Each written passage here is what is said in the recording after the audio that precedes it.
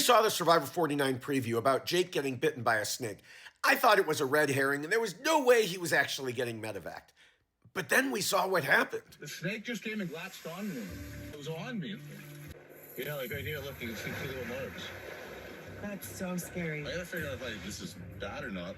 We're gonna load you up on boat real quick so that you can go see medical. Things started out a bit nonchalant till Alex got their guidebook that's normally behind the scenes and found that the snake is highly venomous.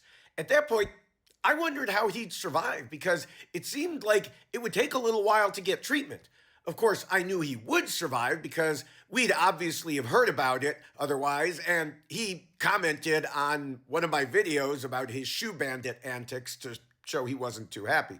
But still, it's never a good thing when they rush you to the base camp medical center, which we've never seen before. And especially when the staff greet you by yelling out, Is he breathing? Is he breathing? Polo, is he breathing? it felt to me like they knew it was probably a dry bite without venom, simply by the fact that, well, he was still with them and not showing any symptoms right away. But even so, the doctor wouldn't send him back into the game because of everything he'd been through, especially since he was in the disaster tribe with no food or fire.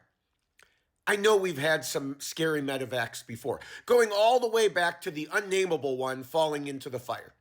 But this has to be the scariest, because according to what I read, this type of snake venom can kill a person in as little as the time it took for them to get him to the medical center.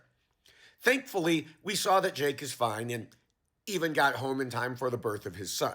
So that's good news, at least.